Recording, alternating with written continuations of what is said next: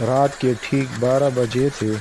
بارش ہلکی ہلکی ہو رہی تھی اور پرانے بنگلے کے درختوں سے پانی ٹپکنے کی آواز فضا میں خوف گول رہی تھی۔ علی اپنی گاڑی بند کر کے بنگلے کے دروازے کے سامنے کھڑا تھا۔ اس کے ہاتھ میں ایک پرانا سا لفافہ تھا جس پر صرف اس کا نام تھا، یعنی علی رضا۔ یہ لفافہ اسے اسی صبح ملا تھا، بغیر کسی پتے کے، بغیر کسی بھیجنے والے کے نام کے۔ اندر صرف ایک جملہ لکھا تھا: اگر سچ جاننا ہے تو رات 12 بجے بنگلہ نمبر 17 آ جانا، بند کمرہ انتظار کر رہا ہے۔ علی ایک صحافی تھا۔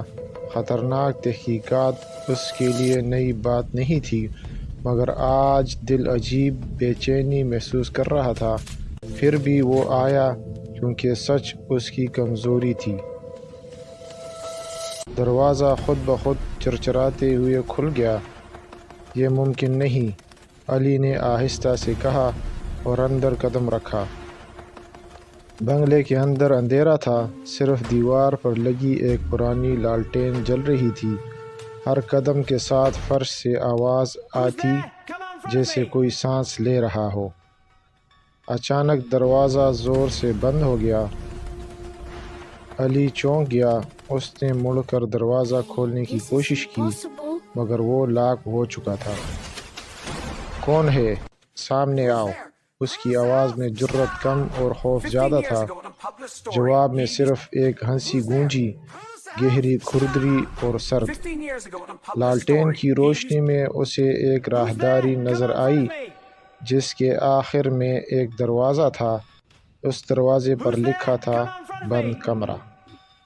علی کے قدم خود بخود اس کی طرف بڑھنے لگے، جیسے کوئی ان دیکھے دھاگے سے اسے کھینچ رہا ہو۔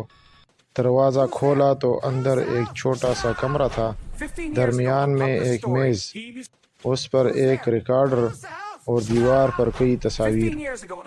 علی کی نظر تصاویر پر پڑی تو اس کا خون جم گیا۔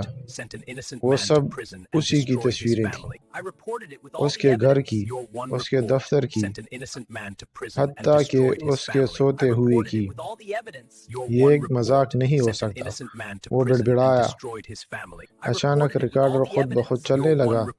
علی رضا، تم نے 15 سال پہلے ایک خبر چھاپی تھی، ایک جھوٹی خبر۔ علی کے ہاتھ کانپنے لگے۔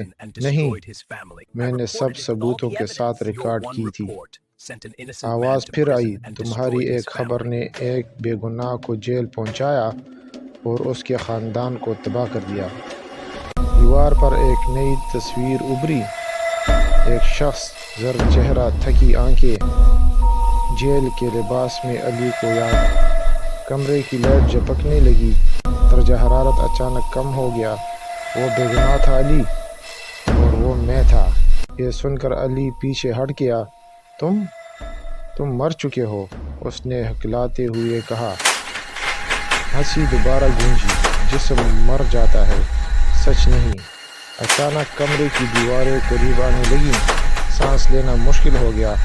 ریکارڈر کی آواز آخری بار سنائی دی: اب تمہیں بھی وہی سچ سہنا ہوگا جو تم نے چھپایا تھا۔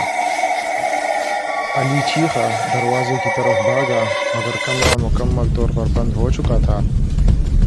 اگلی صبح پولیس کو بنگلہ نمبر 17 میں ایک لاش ملی۔ چہرے پر خوف جمع ہوا تھا۔ ہاتھ میں ایک کاغذ تھا جس پر لکھا تھا: سچ ہمیشہ بند کمرے میں قید نہیں رہتا۔